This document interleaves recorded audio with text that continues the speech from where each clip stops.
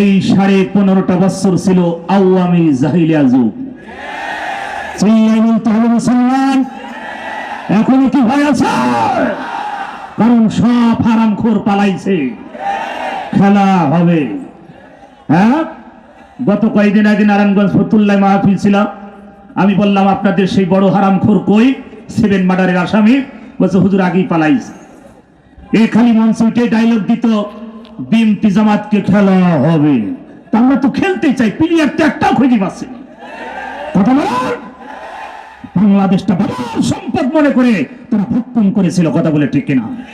আল্লাহর গজব তাদের উপরে নাজিল হয়েছে, দিল্লির প্রোডাক্ট দিল্লি চলে গেছে। আমরা চাই ওই নাপাক মানুষজন আর বাংলার জমিনে ফিরে না আসে। পৃথিবীর ইতিহাস যারা পড়েছেন, আমরা ভার্সিটিতে পড়েছি ইতিহাস, যারা একবার পালায়, যারা দেশ ছেড়ে চলে যায়, তাদের অস্তিত্ব আর পৃথিবীতে থাকে না। আসাদ পালিয়েছেন, যেটা আমার হুজুর বলতেছিলেন আগে। আমাদের দরকার ছিল এই মাহফিলে গত বছর এই ময়দানে মুফতি আমির হামজাকে ঢুকতে দেয় নাই হারামখোরের দলেরা। মনে করেছিল দেশটা তাদের বাবা, আমার ভাইয়েরা কিন্তু ভুলে গেছে। আর আমার দেশের পুলিশ বাহিনী, আমার ভাইয়েরা থামেন থামেন, আমার দেশের পুলিশ বাহিনী আগের পুলিশের কথা বলছি, আগে পুলিশ বাহিনী ছিল আমার দেশের, আমার ভাইয়েরা 60% পুলিশ ছিল ওই লেডিস ফিরাউনের পক্ষে, আর 40% পুলিশ ছিল আমাদের সাধারণ মানুষের পক্ষে। বর্তমান এখন পুলিশ প্রশাসন আলহামদুলিল্লাহ আমাদের এখন ভালো, কথা বলে ঠিক না? এখন বাংলাদেশ, আপনাদের এই গাজীপুর থেকে শুরু করে গোটা বাংলাদেশের প্রতিটা থানার ওসি এখন এসপিডিসি, এখন যারা আছেন পুলিশ বিভাগ, এখন আলহামদুলিল্লাহ ভালো। কিন্তু আগে 60% ওসি ছিল, ওসি গুলো, থানার ওসি গুলো ছিল ডাইরেক্ট হারামখোর। আমার জেলায় যতগুলো ওসি ছিল পাকা হারামখোর। কোরআনের মাহফিল একটা হতে দেয় না আমার চুয়াডাঙ্গা জেলায়। আমি অনুমতি আনতে যে আমার সেই কাগজটা টান মেরে ফেলে দিয়েছিল। আমার ইতিহাস মনে পড়ে। আমার ভাইয়েরা, এই জমিন কার? গাজীপুরবাসী চিল্লায় জবান দিতে হবে, কোরআন কার? জমিন কার? আসমান কার? আইন চলবে কার? পৃথিবীর কোন জালেম শাসকের আইন আর এই পৃথিবীতে চলবে না। আমার ভাইয়েরা, ভিতরে খুব কষ্ট। মুফতি আমির হামজাকে 3 বছর এই পাশের কারাগারে রেখেছিল হারামখোরের দলেরা। কথা বলেন, এই দেশটা তারা বাবার সম্পদ মনে করে লুটপাট করেছে।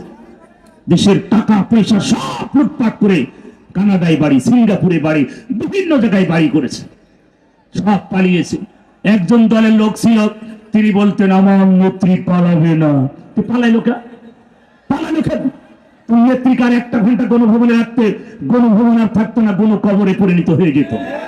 আমরা ওটাই চেয়েছিলাম, কিন্তু সেটা হলো না। আল্লাহ জানে ভালো। আল্লাহ চেয়েছিল দিল্লির প্রোডাক্ট দিল্লি চলে যা। আল্লাহর পাকড়াও ধরা খুব কঠিন। আল্লাহ এমন ধরা ধরেছে, 12টা বাজাই ছাড়ছে, দিল্লির 3খানায় বসে বসে এখন খালি ফতুয়া ঝাড়তেছে। কথা বলেন, দিল্লি بكماله كشف الدجى بجماله سنة جميع كسواله الحمد لله مؤسس محترم ঐতিহ্যবাহী ঢাকা গাজীপুর জেলা, এটা তো সদরের ভিতরে, সদরের প্রাণকেন্দ্রে বৃহত্তর ফরিদপুর ঐক্য পরিষদের উদ্যোগে নতুন কবরের জায়গা তৈরি করার উদ্যোগে আজকের এই বিশাল তাফসীরুল কোরআন মাহফিল। আজকের এই তাফসীরুল কোরআন মাহফিলের সুযোগ্য সুনামধন্য সভাপতি, আমার অত্যন্ত ভালোবাসার মানুষ, বিশিষ্ট সমাজসেবক, কোরআন প্রেমিক, আমার ভালোবাসার মানুষ জনাব মোহাম্মদ ইউনুস মিয়া। আল্লাহ তার গোলামকে হায়াতে তাইয়্যিবা সিয়াতে কুল্লিয়া দান করুক। সবাই বলেন আমিন। আর একটু আস্তে বলেন আমিন। বাঙালি তো সবসময় উল্টা বুঝে, কথা ঠিক না? আমার ভাইরা, আজকের মাহফিলের আমন্ত্রিত অতিথি জনাব মোহাম্মদ তানভীরুল ইসলাম রাজীব, আল্লাহ তার গোলামকে কোরআনের খাদেম হিসাবে কবুল করেন। উদ্বোধক হিসাবে যিনি ছিলেন বা আছেন আলহাজ মোহাম্মদ বারেক সরকার, আল্লাহ তার গোলামকে ইসলামের জন্য কবুল করে নিন। সার্বিক সহযোগিতা আছেন জনাব মিয়া মোহাম্মদ ফরহাদ হোসেন, SM আজিজুল ইসলাম এবং পরিচালনায় মাওলানা শেহাবুদ্দিন বিশ্বাস। আল্লাহ তার এই গোলামগুলোকে কোরআনের খাদেম হিসাবে কবুল করে নিন। আজকের মাহফিলের সম্মানিত অতিথি জনাব আলহাজ মোহাম্মদ সজ্জাদুর রহমান মামুন, প্রধান অতিথি শৈকুল মশাই জনাব আলহাজ মোহাম্মদ বাবুল হোসেন, সাধারণ সম্পাদক কোনাবাড়ি থানা বিএনপি। আল্লাহ তার এই গোলামকে হায়াতে তৈয়বা সিয়াতে কুল্লিয়া দান করুন, সবাই বলেন আমিন। আজকের মাহফিলের বিশেষ আলোচক বৃন্দ, আলোচনা রেখেছেন মুফতি আব্দুল সালাম বিন আক্তার, আলোচনা রেখেছেন মুফতি ওয়াইদুল্লাহ বিন সাইদ। আলোচনা রেখে এতক্ষণ পর্যন্ত ইতিহাসের জগতে যিনি ছিলেন, গোটা পৃথিবীর ইতিহাস অল্প সময়ের ভিতরে তিনি জানালেন ইসলামের বিষয়, কোরআনের বিষয়, সাহাবাদের বিষয়, তবে তাবেঈনদের বিষয় যিনি তুলে ধরেছিলেন, খেলাফতের বিষয়গুলো যিনি তুলে ধরলেন। আমাদের অত্যন্ত ভালোবাসার মানুষ গড়ার কারিগর উস্তাদুল আযম মুফতি মাহবুবুল্লাহ কাসিমি, আল্লাহ তার এই গোলামকে ইসলাম এবং কোরআন প্রসারের জন্য কবুল করে নিন। আল্লাহ তাকে সুস্থতা দান করুক, হায়াতে তৈয়বা দান করুক, বলেন আমিন। আজকের মাহফিলের প্রধান অতিথি শৈকুল মশাই, আমাদের কুষ্টিয়ার গর্ব, বাংলাদেশের অহংকার, কোটি কোটি যুবকদের আইডল, কারা নির্যাতিত আলেমী দিন, কারাদা বেশি দূর না, এই যে পাশে, কথা ঠিকই না, কারা নির্যাতিত আলেমী দিন আলহাজ হাফিজ মাওলানা মুফতি আমির হামজা হাফিজাহুল্লাহ, আল্লাহ তার এই গোলামকে সুস্থতা দান করুক, বলেন আমিন।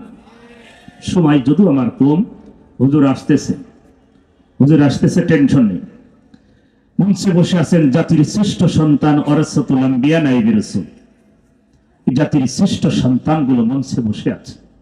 সামনে বসা দিনদার, ইমানদার, কোরআন প্রেমিক তাওহীদি জনতা, থেকে থাকলে বিভিন্ন পেশাজীবী, চাকরিজীবী, শ্রমিকজীবী ভাইরা, আরো থেকে থাকলে সরকারি গোয়েন্দা বিভাগের প্রশাসন ভাইরা, জাতির বিবেক সাংবাদিক ভাইরা, আরো থেকে থাকলে পর্দার আড়ালের সম্মানিতা সরলা অবলা, অতি সাধবী, অতি গুণে গুণান্বিতা মা ও বোনেরা, আমরা সর্বপ্রথম সেই মহান মনিবের দরবারে শুকরিয়া আদায় করছি, যেই মহান মনিব আমাদেরকে ভালোবেসে মহাব্বত করে এমন একটি জামানা উপহার দিয়েছেন, এমন একটি যুগ আমাদেরকে উপহার দিলেন, এমন একটি স্বাধীনতা আমাদেরকে উপহার দিলেন, যেই মহান আল্লাহ পাক মানুষের 18 কোটি মানুষের বাকশক্তি যিনি ফিরিয়ে দিলেন।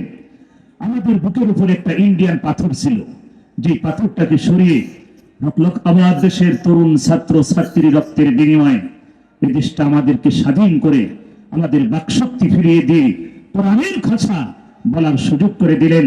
সেই মহান মনিবের দরবারে শুকরিয়া জবান চিৎকার দিয়ে বলতে হবে আলহামদুলিল্লাহ। লাখ কোটি দরুদ বিশ্ব মানবতার মুক্তির দেশারি জনাবে মুহাম্মদ রাসূলুল্লাহ, সবাই পড়ি সাল্লাল্লাহু আলাইহি ওয়াসাল্লাম। সম্মানিত কোনাবাড়ির মানুষদেরকে বলি, গাজীপুরের মানুষদেরকে, ঢাকা, আজকের এই ময়দানে আমার মনে হয় ৬৪ জেলার মানুষ আছে, কথা বলেন আমার ভাইয়েরা। আমরা ইতিহাসের পাতায় পড়েছি আইয়ামে জাহিলিয়া যুগ, পড়েন নাই? পড়েছেন না?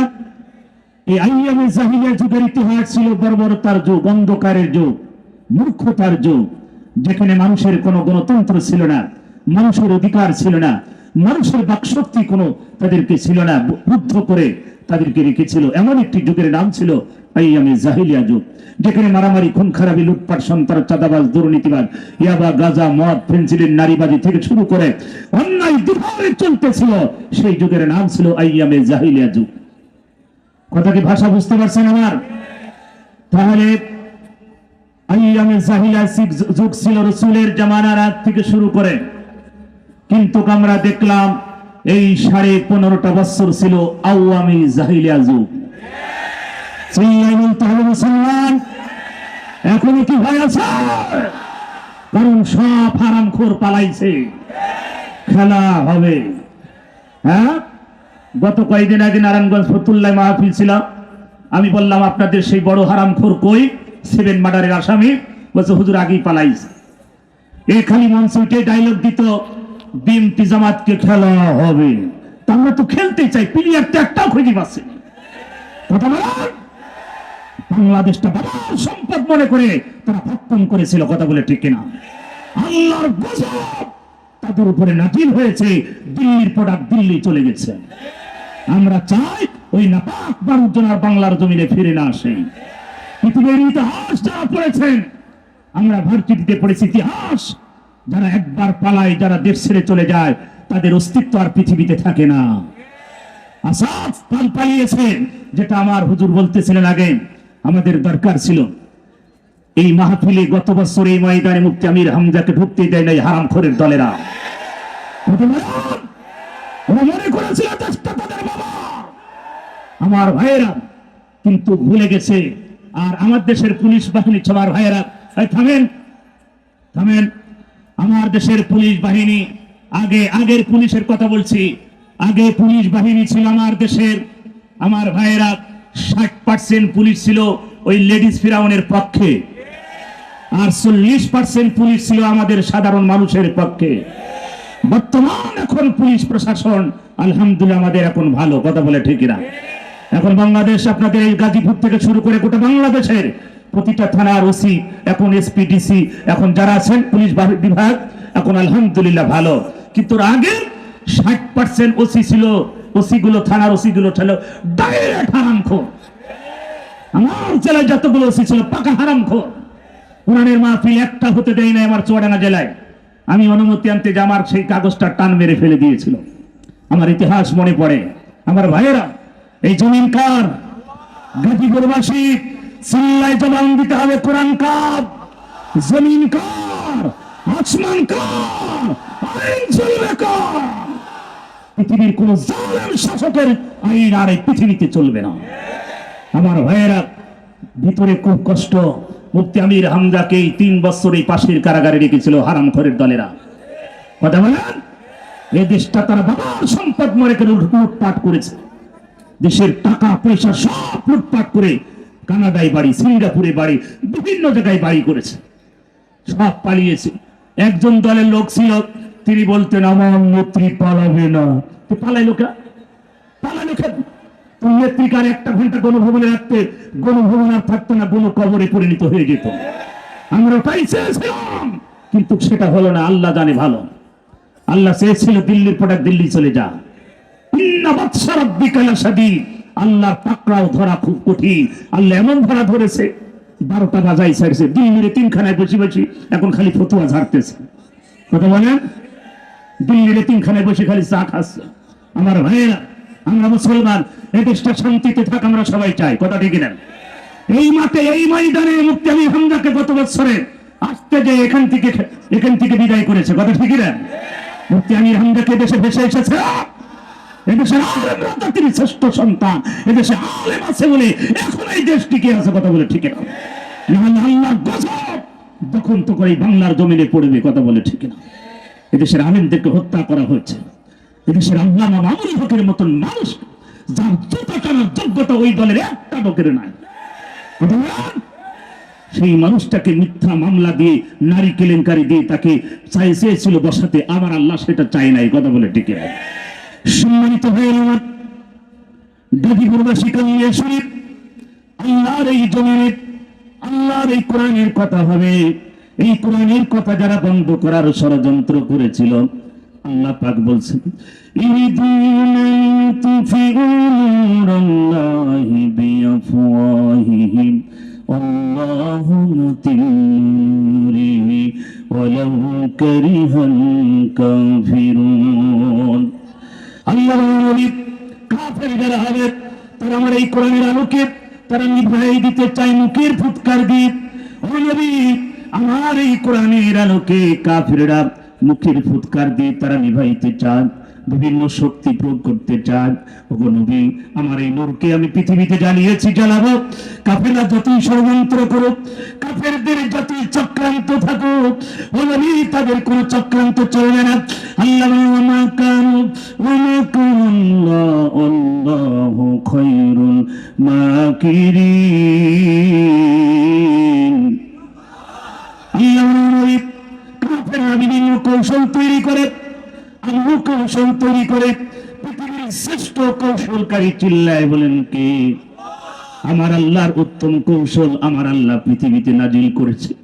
এই কোরআন যারা মেনে নিয়েছে, আল্লাহ পাক বলেন হাবিব যারা আমার কোরআন মেনেছে, যারা আমার দিন মেনেছে, আমার দিনের জন্য বুকের তাজা রক্ত জমিনে ঢেলে দিয়েছে নবী, তাদের কোনো ভয় নাই, কোনো চিন্তা নাই, কোনো টেনশন নাই।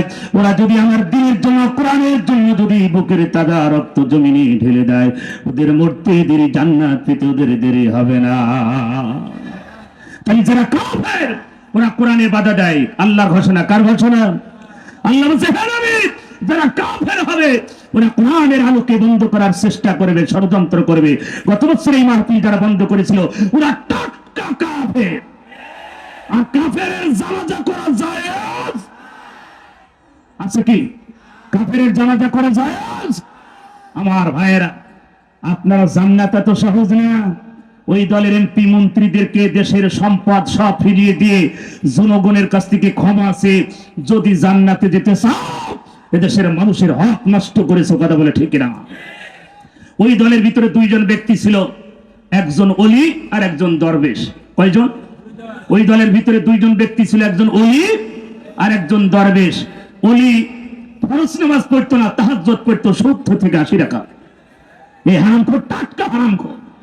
পৃথিবীর কোন সহি কিতাবে নাই, বুখারী, মুসলিম, আবু দাউদ, ইবনে মাজাহ, সিয়াসিত, তার কোন হাদিসে নাই সালাতের অধ্যায় যে নামাজ, তাহাজ্জুদের নামাজ 70-80 রাকাত। আছে কি কোনো হুজুর বলতে পারবে? পড়েছেন কোনোদিন?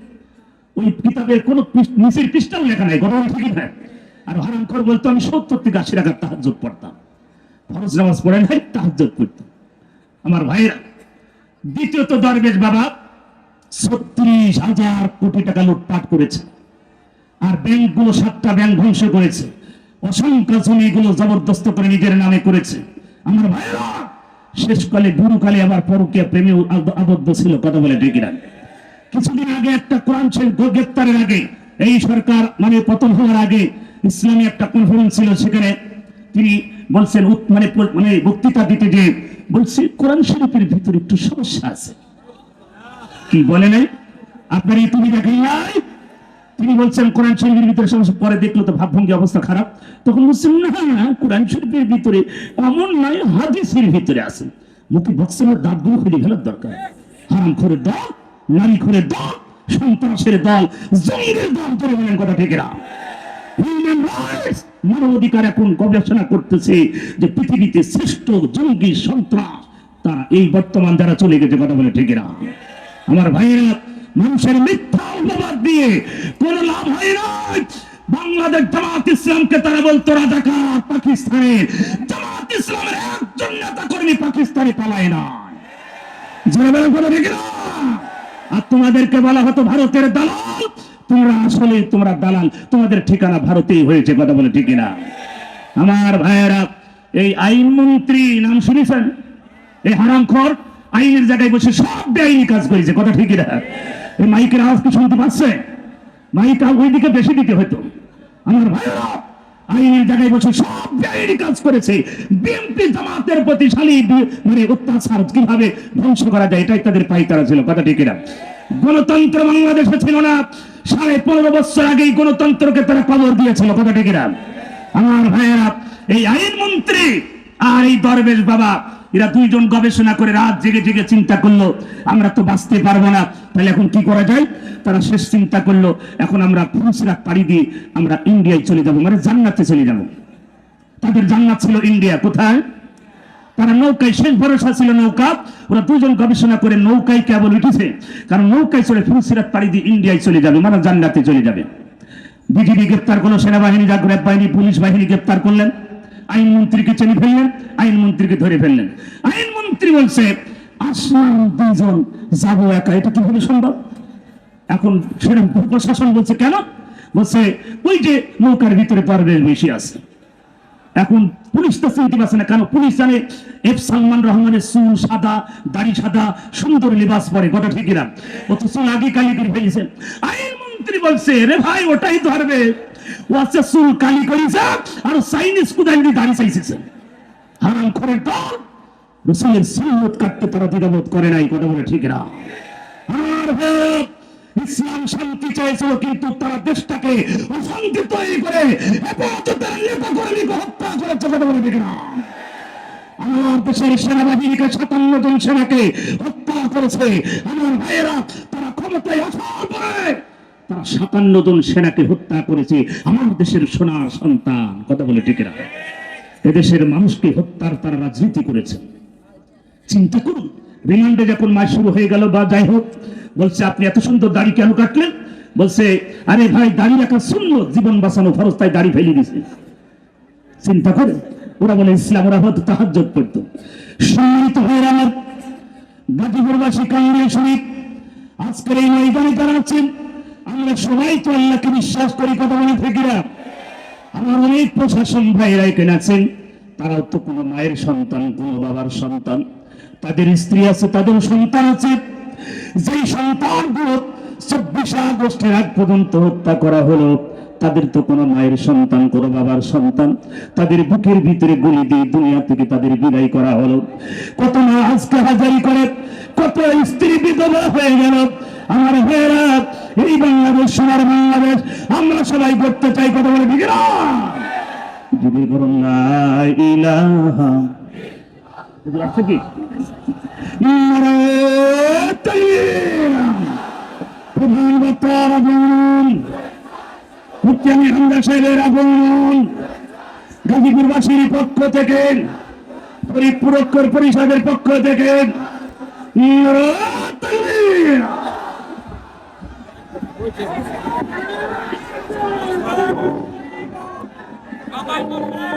সম্মানিত, এই মাইক দেন, মাইকের আওয়াজ দেন, মাইকের আওয়াজ দিতে হবে, মাইকের আওয়াজ দিতে হবে। সম্মানিত ভাইরা, সবাই থামেন, থামেন, সবাই বসেন, সবাই বসেন। আজকের মাহফিল খেলা হবে, হ্যাঁ খেলা হবে, খেলা হবে। তাহলে একটু আওয়াজ কমাতে হবে, চুপ থাকতে হবে। খেলা যদি খেলতে চাই চুপ থাকা লাগবে, কথা ঠিক না?